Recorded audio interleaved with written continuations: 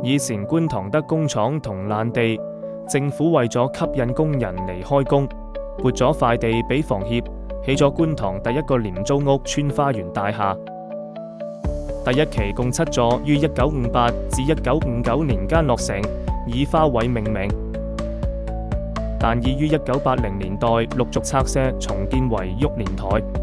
第二期共5座，1966年落成，叫雀仔樓，亦會係2026年下半年開始分批調遷，之後展開重建。當年要由工廠老闆提名先有得入住，仲要攪珠抽單位，有得住好巴閉㗎。